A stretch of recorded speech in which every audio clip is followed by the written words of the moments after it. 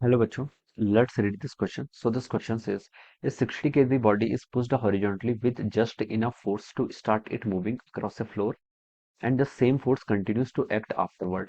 The coefficient of static friction and sliding friction आपको 0.5 and 0.4 given है. The acceleration of the body का acceleration आपको बताना है. ऑलराइट, तो चलिए बच्चों इस क्वेश्चन को अब हम स्टार्ट करते हैं. तो इस क्वेश्चन का बच्चों की कॉन्सेप्ट आप क्या लिख सकते हैं? The key concept of this question. ठीक है, इस क्वेश्चन का की कॉन्सेप्ट ऑफ फ्रिक्शन लिख लीजिए, क्योंकि यहाँ पर आपका काइनेटिक फ्रिक्शन भी यूज होने वाला है और स्टैटिक फ्रिक्शन, दोनों ही प्रिंसिपल यूज होने वाले हैं. ठीक है, हमें देखिए दोनों को डिफरेंशिएट करना आना चाहिए, तब हम ये क्वेश्चन कर पाएंगे. क्वेश्चन में बोल रखा है, देखिए एक बॉडी आपकी 60 kg की, ठीक है, ये मान लीजिए कोई बॉडी आपकी ऐसा रखी हुई है. ठीक है, ये किसी एक सरफेस पर रखी हुई है. ठीक है, सरफेस आपका रफ है. ठीक है, क्योंकि स्टैटिक और स्लाइडिंग फ्रिक्शन यानी कि काइनेटिक फ्रिक्शन और स्टैटिक फ्रिक्शन दोनों ही गिवन कर रखे हैं. ठीक है, बॉडी का मास कितना 60 kg, तो एक तो 60 g का फोर्स ऐसे डाउनवर्ड डायरेक्शन लगेगा और एक यहाँ पर क्या लग जाएगा, ऐसे आपका नॉर्मल लग जाएगा. ठीक है, अभी तक हम इतना बता सकते हैं. अब हमने क्या किया, इसको पुश किया horizontally with just enough force to start it moving. ठीक है, कितना दिया, मिनिमम हमने इसको उतना फोर्स जिससे आपकी बॉडी क्या हो जाए, स्टार्ट हो जाए. ठीक है, तो बॉडी स्टार्ट क्यों नहीं हो रही थी? पहले आपने मान लीजिए फोर्स 0 न्यूटन का फोर्स लगाया, बॉडी आपकी मूव नहीं कर रही थी. फिर आपने 1 न्यूटन का फोर्स लगाया, फिर भी आपकी बॉडी मूव नहीं कर रही. 2 न्यूटन लगाया, फिर ही मूव नहीं करती है.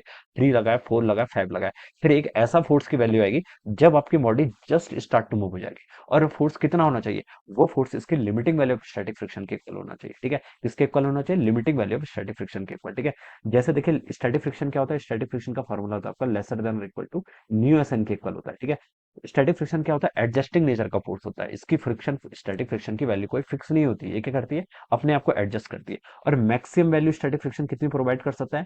न्यू एस एन के इक्वल प्रोवाइड कर सकता है. अब मान लीजिए आपने 0 फोर्स अप्लाई किया तो ये ब्लॉक आपको मूव नहीं कर रहा था. 1 न्यूटन अप्लाई किया फिर भी नहीं कर रहा था. 2 न्यूटन फिर भी अप्लाई नहीं कर रहा था. जब आपने न्यू एस एन दे दिया इसको, इसके बाद ये क्या करेगा, आपका मूव करना स्टार्ट करेगा, क्योंकि स्टैटिक फ्रिक्शन अपनी maximum value mu S N तक टेक कर सकता है. ठीक है, ये हम बता सकते हैं.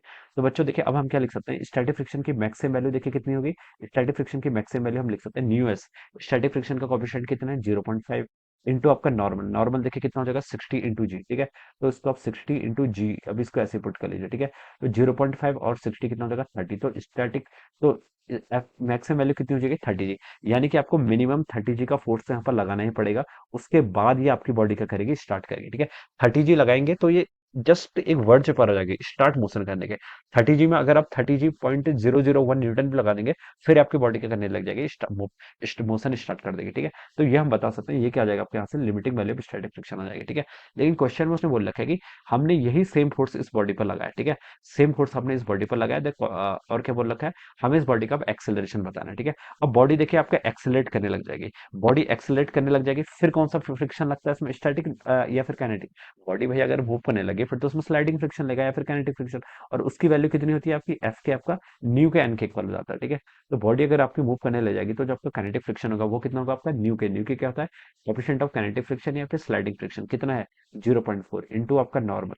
नॉर्मल कितना है, 60 जी के इक्वल. ठीक है, तो इसको आप लिख लीजिए, यहाँ से आपका हो जाएगा 24 जी के इक्वल हो जाएगा. तो अब आपका काइनेटिक फ्रिक्शन ऐसे एक्ट कर रहा है. ठीक है, तो बच्चों अब नई सिचुएशन देखिए कैसी है, बॉडी आपकी मूव कर रही है, इस पर आपने बोल रखा है कि same force continue to act है. तो 30 जी का फोर्स आपका ऑलरेडी लग रहा है जिसको स्टार्ट करने के लिए लगाया था.